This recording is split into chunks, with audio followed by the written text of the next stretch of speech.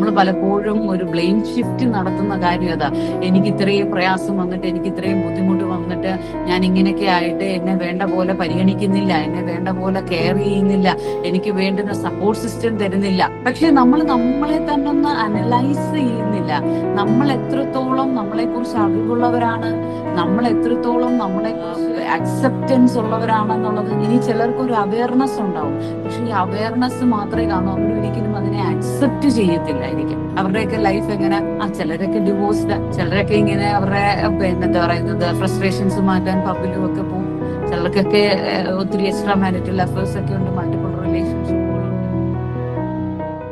But self acceptance, self awareness ഉണ്ടാക്കിയെടുക്കുക. നമ്മൾ എന്താണ്, നമ്മൾ ഏതാണെന്നൊക്കെ സെൽഫ് അവയർനെസ് ഉണ്ടാക്കിയെടുക്കുക. അത് കൂടാതെ തന്നെ നമുക്ക് ആ സെൽഫ് അവയർനെസ് വന്നാൽ പോരാ, സെൽഫ് അക്സെപ്റ്റൻസ്. ഈ സെൽഫ് അവയർനെസ്സിനെ കുറിച്ച് പറയുമ്പോൾ പലപ്പോഴും ഒരു 80% ആളുകളും പറയുന്നത് ഞാൻ സെൽഫ് അവയർ ആണെന്ന് അവർ തെറ്റിദ്ധരിക്കുകയാണ്. അതെന്തുകൊണ്ട് തെറ്റിദ്ധാരണ എന്ന് പറയുമ്പോൾ നമുക്ക് മനസ്സിലാക്കാൻ പറ്റുന്ന ഒരു കാര്യം, പലപ്പോഴും ഇൻഡെപ്തിലേക്ക് ചെല്ലുമ്പോൾ ഇവർക്ക് പല കാര്യങ്ങളും സ്വയം അവരുടെ ഒരു സെൽഫിനെ കുറിച്ച് പല കാര്യങ്ങളും അറിയാത്തതായിട്ട് കാണും. ഫോർ എക്സാമ്പിൾ, വളരെ വർഷങ്ങളായിട്ട് ലോ മൂഡിൽ പോയിക്കൊണ്ടിരിക്കുന്ന ആൾക്ക് ആളുടേതായിട്ടുള്ള ചില കോപ്പിംഗ് സ്ട്രാറ്റജീസ് കാണും, അല്ലെങ്കിൽ ആൾക്ക് ആളുടേതായിട്ടുള്ള ചില ഡിഫൻസ് മെക്കാനിസംസ് കാണും ഇതിനെ ഓവർകം ചെയ്തു പോവാനായിട്ട്. അപ്പോൾ നമ്മൾ ഇവരോട് ഡിപ്രഷൻ ആണെന്ന് പറയുമ്പോൾ, അതൊന്നും ഡിപ്രഷനൊന്നും അല്ല, എനിക്കത് ഇടയ്ക്കിടയ്ക്കുള്ളതാ, ഞാനത് പോയി ഇങ്ങനെ ചെയ്യുമ്പോൾ അങ്ങ് മാറും. അത് മോസ്റ്റ് ഓഫ് ആളുകളിൽ ഞാൻ കാണുന്ന എന്താന്ന് ചോദിച്ചു കഴിഞ്ഞാൽ, അവരുടെ വേണ്ടപ്പെട്ടവർ, അവർക്ക് ഏറ്റവും അടുത്ത് നിൽക്കുന്ന പാർട്ട്ണർ, അല്ലെങ്കിൽ കുട്ടികൾ, അല്ലെങ്കിൽ പേരൻസ്, ഇവരെ അത്തരത്തിലുള്ള സിറ്റുവേഷനിൽ എടുത്തുയർത്തിക്കൊണ്ട് വരണം എന്നുള്ളതാണ് ഇവർ ആഗ്രഹിക്കുന്നത്. പക്ഷെ അതൊരിക്കലും ഒരു സെൽഫ് അവയർനെസ് ഉള്ളവർ അങ്ങനെ ചിന്തിക്കത്തേയില്ല. നമ്മൾ പലപ്പോഴും ഒരു ബ്ലെയിം ഷിഫ്റ്റ് നടത്തുന്ന കാര്യം അതാ. എനിക്ക് ഇത്രയും പ്രയാസം വന്നിട്ട്, എനിക്ക് ഇത്രയും ബുദ്ധിമുട്ട് വന്നിട്ട്, ഞാൻ ഇങ്ങനെയൊക്കെ ആയിട്ട് എന്നെ വേണ്ട പോലെ പരിഗണിക്കുന്നില്ല, എന്നെ വേണ്ട പോലെ കെയർ ചെയ്യുന്നില്ല, എനിക്ക് വേണ്ടുന്ന സപ്പോർട്ട് സിസ്റ്റം തരുന്നില്ല. പക്ഷെ നമ്മൾ നമ്മളെ തന്നെ ഒന്ന് അനലൈസ് ചെയ്യുന്നില്ല. നമ്മൾ എത്രത്തോളം നമ്മളെ കുറിച്ച് അറിവുള്ളവരാണ്, നമ്മൾ എത്രത്തോളം നമ്മളെ കുറിച്ച് അക്സെപ്റ്റൻസ് ഉള്ളവരാണെന്നുള്ളത്. ഇനി ചിലർക്ക് ഒരു അവയർനെസ് ഉണ്ടാവും, പക്ഷെ ഈ അവയർനെസ് മാത്രമേ കാണൂ, അവരൊരിക്കലും അതിനെ അക്സെപ്റ്റ് ചെയ്യത്തില്ലായിരിക്കും. കാരണം പലപ്പോഴും അവര് എന്നോട് പറയാറുണ്ട്, മാം എനിക്കറിയാം എനിക്ക് ഡിപ്രഷൻ ഉണ്ട്, ആൻസൈറ്റി ഉണ്ട്, പിന്നെ ഇതുപോലെ പ്രോബ്ലംസ്, എനിക്ക് എന്തോ പ്രശ്നമൊക്കെ ഉണ്ടെന്ന് എനിക്കറിയാം. എന്റെ കൂടെ ഉള്ളവർക്ക് ഇതിനേക്കാളും പ്രശ്നങ്ങളുണ്ട്, അവരൊന്നും ഒരു തരത്തില് തെറാപ്പി എടുക്കുന്നില്ലല്ലോ. ഞാൻ ചോദിച്ചു അവരുടെയൊക്കെ ലൈഫ് എങ്ങനെ, ചിലരൊക്കെ ഡിവോഴ്സ്ഡ്, ചിലരൊക്കെ ഇങ്ങനെ അവരുടെ എന്താ പറയുന്നത് ഫ്രസ്ട്രേഷൻസ് മാറ്റാൻ പബ്ബിലും ഒക്കെ പോകും. ചിലർക്കൊക്കെ ഒത്തിരി എക്സ്ട്രാ മാരിറ്റൽ അഫേഴ്സ് ഒക്കെ ഉണ്ട്, മൾട്ടിപ്പിൾ റിലേഷൻഷിപ്പുകളുണ്ട്. ഇങ്ങനെയുള്ള ചില കോപ്പിംഗ് സ്ട്രാറ്റജീസ് കൊണ്ട് നമ്മളെ ഓക്കെ ആക്കാൻ ശ്രമിക്കുമ്പോൾ നമ്മൾ പലപ്പോഴും മറന്നു പോകുന്ന കാര്യം, ഞാൻ എന്നെ കുറിച്ച് അറിയാമെന്ന് തെറ്റിദ്ധാരണ പുലർത്തുകയും, എന്നാൽ എന്നെ കുറിച്ച് എനിക്ക് അറിവ് കുറവാണെന്നും, എന്റെ പല കാര്യങ്ങളിലും എനിക്ക് അക്സെപ്റ്റൻസ് കുറവാണെന്നും ഉള്ളത് നമ്മൾ മനസ്സിലാക്കണം. അത് മനസ്സിലാക്കണമെങ്കിൽ നമുക്ക് നമ്മളെ തന്നെ ഒന്ന് അനലൈസ് ചെയ്ത് നോക്കണം. അനലൈസ് ചെയ്ത് നോക്കാനുള്ള ചില സ്റ്റെപ്സ് ഞാൻ നിങ്ങളോട് പറയാം. No your own reactions and challenges. നമ്മളുടെ റിയാക്ഷൻസിനെയും നമ്മളുടെ ചാലഞ്ചസിനെയും നമ്മൾ മനസ്സിലാക്കണം. ഓരോ സാഹചര്യങ്ങളിലും ഞാൻ എങ്ങനെയാണ് റെസ്പോൺസ് ആണോ റിയാക്ഷൻ ആണോ കൊടുക്കുന്നത്, അല്ലെങ്കിൽ ഞാൻ റിയാക്ട് ചെയ്യുവാണെങ്കിൽ എങ്ങനെയാണ് റിയാക്ട് ചെയ്യുന്നത്. പലർക്കും ഇതിനെക്കുറിച്ച് ഒരു ഐഡിയ ഇല്ല. അപ്പൊ എനിക്ക് പരിചയമുള്ള ഒരു മാനേജർ, പുള്ളി നല്ല മാനേജറാണ്, സൂപ്പർ മാനേജർ എന്ന് പറഞ്ഞാൽ എല്ലാ ആ കമ്പനിയുമായിട്ട് റിലേറ്റഡ് ആയിട്ടുള്ള ആ കമ്പനിയുടെ ഒരു എൻസൈക്ലോപീഡിയ എന്ന് പുള്ളിയെ വിളിക്കാം. പക്ഷെ പുള്ളിയുടെ ഒരു പ്രശ്നം, എവിടെയെങ്കിലും കുറച്ച് പെർഫെക്ഷനിസം ഉണ്ട്, എവിടെയെങ്കിലും ഒരു ഇംപെർഫെക്റ്റ് ആയിട്ട് ഒരു കാര്യം കണ്ടാൽ പുള്ളിക്ക് അപ്പൊ ഷോർട്ട് ടെമ്പേർഡാവും. ഒരു 1-2 മിനിറ്റത്തേനേ ഉള്ളൂ, പിന്നെ പെട്ടെന്ന് തന്നെ ആള് ബാക്ക് ടു നോർമൽ വരും. അപ്പം ഈ 1-2 മിനിറ്റ് ആണെങ്കിൽ ഇത് പലർക്കും അങ്ങോട്ട് സഹിക്കാൻ പറ്റാതെ വന്നു. വളരെ ഫ്രണ്ട്ലി ആയിട്ട് ഇരുന്ന സമയത്ത് ഒരു കൊളീഗ് പുള്ളിയോട് പറഞ്ഞു, സാർ ഈ സമയത്തുള്ള സാറിന്റെ റെസ്പോൺസ് റിയാക്ഷൻ ഭയങ്കര ബുദ്ധിമുട്ടാണ്, അത് വല്ലാതെ ബുദ്ധിമുട്ടിക്കുന്നുണ്ട്. പുള്ളി അതെന്ത് ബെസ്റ്റ് ഔട്ട്, ഞാൻ ജസ്റ്റ് ദേഷ്യപ്പെടുന്നതൊക്കെ കോമൺ അല്ലേ ആൾക്ക്, പക്ഷെ അത് ദേഷ്യപ്പെട്ട് കഴിഞ്ഞു. അത് കഴിയുമ്പോൾ എല്ലാവരോടും ഭയങ്കര സ്നേഹമാണ്, തോളത്ത് കൈയിടും, കാര്യങ്ങളൊക്കെ പിന്നെ ബ്യൂട്ടിഫുൾ ആയിട്ട് കൈകാര്യം ചെയ്യും.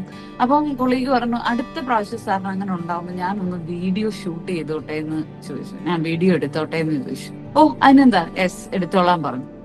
ഈ കൊളീഗ് വീഡിയോ എടുത്തു വെച്ചു. എന്നിട്ട് ഈ വീഡിയോ ഈ മനുഷ്യനെ കാണിക്കുമ്പം ആള് കണ്ണുനീരൊലിപ്പിച്ച് കരഞ്ഞു. കാരണം ഈ ഞാനാണോ ഇത്രയും ഇങ്ങനൊക്കെ ചെയ്യുന്നത്?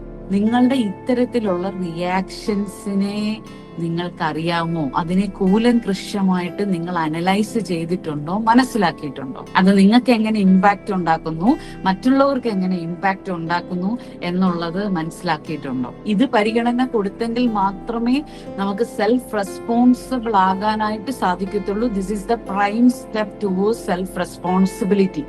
നമ്മളൊന്ന് ഇറങ്ങി മാറി നിന്ന് ആ സിറ്റുവേഷനെ ഒന്ന് ഒബ്സർവ് ചെയ്യണം. അത് ആ സമയത്ത് എന്റെ ഇന്റേണലി എന്തൊക്കെയാണ് എനിക്ക് നടക്കുന്നത്, എന്തൊക്കെ പ്രശ്നങ്ങളാണ് ഉണ്ടാകുന്നത്, നമ്മൾ നല്ലപോലെ ഒബ്സർവ് ചെയ്താൽ മനസ്സിലാക്കും there are severe issues related with that. ദേഷ്യപ്പെട്ട് കഴിഞ്ഞ് കുറച്ച് കഴിയുമ്പോൾ നമുക്ക് മനസ്സിലാവും, പിന്നെ നമ്മൾ ടയേർഡ് ആകുന്നതായിട്ട് നമുക്ക് ഫീൽ ചെയ്യും. ചിലർക്കാണെങ്കിൽ ബ്രത്ത് ഇഷ്യൂസ് വരുന്നതായിട്ട് ഫീൽ ചെയ്യും. ചിലരെ സംബന്ധിച്ച് പിന്നെ അതൊരു ഹെഡേക്ക് ആയിട്ട് മാറാറുണ്ട്. ചിലർക്ക് ഈ തലയുടെ ബാക്കിൽ പെയിൻ ആയിട്ട് മാറാറുണ്ട്. സപ്രസ് ചെയ്യുന്നവരുടെ ഒരു നേച്ചർ എന്ന് പറഞ്ഞാൽ നമ്മൾ പുറത്ത് നമ്മൾ ഭയങ്കര മാന്യദേഹങ്ങളാണ്. When it comes to our inner സർക്കിളിലേക്ക് വരുമ്പോൾ നമ്മളുടെ ഈ ത്രോപ്സ് എല്ലാം എടുക്കുന്നത് ഇന്നർ സർക്കിളിൽ. അതിന്റെ വിക്ടിംസ് ആവുന്നത് നമ്മളുടെ കൂടെയുള്ള പാർട്ട്ണറും അല്ലെങ്കിൽ നമ്മുടെ കുട്ടികളും അല്ലെങ്കിൽ നമ്മുടെ സബോർഡിനേറ്റ്സും അല്ലെങ്കിൽ നമ്മുടെ കൊളീഗ്സും നമ്മുടെ ചുറ്റുപാടുകളും ഒക്കെ ആയിരിക്കും. പക്ഷെ നമ്മൾ പറയും ഇതിന്റെ ടൈം പീരീഡ് വളരെ ഷോർട്ട് ആണെങ്കിൽ നിങ്ങൾ പറയും എനിക്ക് എന്താ 1 സെക്കൻഡിലേക്കല്ല ഉള്ളൂ, അല്ലെ 1 മിനിറ്റത്തേക്കല്ല ഉള്ളൂ, അത് നിങ്ങൾക്കൊന്ന് ബെയർ ചെയ്തൂടെ എന്ന് പറഞ്ഞാൽ അങ്ങനെ നമുക്ക് പലപ്പോഴും ബെയർ ചെയ്യാൻ പറ്റും. നിങ്ങൾ ചിന്തിക്കരുത് ഇത് 1 മിനിറ്റത്തേന് മാത്രമുള്ള റിയാക്ഷൻ ആണെന്ന് ചിന്തിക്കരുത്. ഞാൻ പറഞ്ഞ പോലെ ഇതിന്റെ extension through out the day in one way or other way നമ്മളുടെ ഉള്ളിൽ കാണും. നമ്മുടെ റിയാക്ഷൻസിന്റെ ഒക്കറൻസ് എത്ര ഉണ്ട്, ഒരു ദിവസം എത്ര ഉണ്ടെന്നുള്ളത് നിങ്ങൾ കൃത്യമായിട്ട് അനലൈസ് ചെയ്യണം. Try to find out the occurrence of reactions in a day. രണ്ടാമത്തെ കാര്യം ഞാൻ നേരത്തെ പറഞ്ഞ പോലെ try to observe yourself during that reaction. പക്ഷെ റിയാക്ഷൻസ് നമുക്ക് ഭയങ്കര ഇമ്പാക്ട്ഫുൾ ആണ്. അത് നമ്മളെയും നമ്മളുടെ ചുറ്റുപാടും ഉള്ളവരെ ഒരുപോലെ ഇമ്പാക്ട് ചെയ്യുന്ന കാര്യമാണ്. ചിലപ്പോൾ നമ്മളത് മോസ്റ്റ്ലി റിയാക്ട് ചെയ്യുമ്പോൾ നമ്മുടെ ഒരു കാര്യം എന്താന്ന് ചോദിച്ചു കഴിഞ്ഞാൽ, അതൊന്ന് പറഞ്ഞു കഴിഞ്ഞപ്പം, അതൊന്ന് ചെയ്തു കഴിഞ്ഞപ്പോൾ, അങ്ങനെ ഒന്ന് റിയാക്ട് ചെയ്ത് കഴിഞ്ഞപ്പം നമുക്കൊരു റിലാക്സ്ഡ് ഫീലിംഗ് വരുന്നതായിട്ട് തോന്നാറുണ്ടോ? പക്ഷെ ഇപ്പൊ നിങ്ങൾ മനസ്സിലാക്കണം, that relaxation is negative. Over react ചെയ്യുന്നതിലൂടെ നമുക്ക് കിട്ടുന്ന relaxation is negative. That is A sadistic relaxation എന്ന് ഞാൻ പറയും. നമുക്ക് അത് പലപ്പോഴും ഒരു നെഗറ്റീവ് പാറ്റേൺ തരും. നമ്മളുടെ ചുറ്റുപാട് നിൽക്കുന്നവർക്ക് അതൊരു നെഗറ്റീവ് പാറ്റേൺ കൊടുക്കും. എസ്പെഷ്യലി ആ കിഡ്സ്. നമുക്ക് എന്ത് വേണം, അത് റിയാക്ട് ചെയ്ത് അപ്പുറത്ത് നിൽക്കുന്ന ആളുടെ മുകളിൽ ത്രോപ്പ് ചെയ്ത്, അല്ലെങ്കിൽ അത് വെർബൽ അബ്യൂസിലോ അല്ലെങ്കിൽ ഇമോഷണൽ അബ്യൂസ് ഇതിലൊക്കെ കൊണ്ടുപോയി ഇട്ട് കഴിഞ്ഞ് ഞാൻ വെന്റ് ആയിക്കോണോ എന്നുള്ള ഒരു പാറ്റേൺ അല്ലേ നമുക്ക് ഉണ്ടാകുന്നത്. ഈ പാറ്റേൺ നമ്മളുടെ പെർമനന്റ് പാറ്റേൺ ആയിട്ട് മാറും. നമുക്ക് പിന്നെ എന്തും നമുക്ക് ഇഷ്ടമില്ലാത്തത് വന്നു കഴിഞ്ഞാൽ ഉടനെ റിയാക്ട് ചെയ്യാനായിട്ടുള്ള ടെൻഡൻസി കൂടും. പലപ്പോഴും നമ്മൾ 2 എക്സ്ട്രീംസിലാണ് നിൽക്കാറുള്ളത്. Either you suppress or you react. നമ്മൾ പലപ്പോഴും നമ്മൾ ഔട്ടർ സർക്കിളിൽ എന്ത് ചെയ്യും, സപ്രസ് ചെയ്യും. ഇന്നർ സർക്കിളിൽ നമ്മൾ എന്ത് ചെയ്യും, റിയാക്ട് ചെയ്യും. ഇതിന്റെ നടുക്കുള്ള ഒന്നാണ് നമുക്ക് എപ്പോഴും വേണ്ടുന്നത്.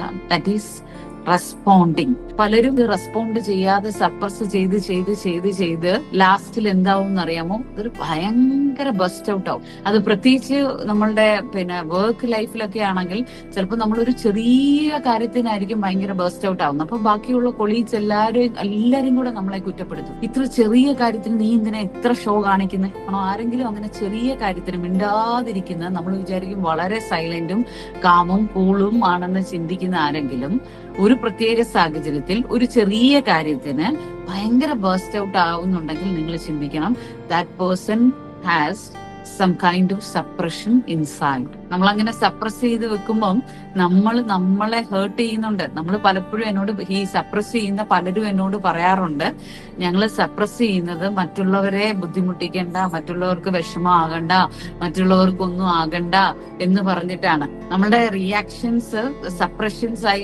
സപ്രഷൻസ് ആയിട്ട് മാറുമ്പോൾ നമ്മളെ ഹേർട്ട് ചെയ്യുന്നുണ്ട്, നല്ല രീതിയിൽ ഹേർട്ട് ചെയ്യുന്നുണ്ട്.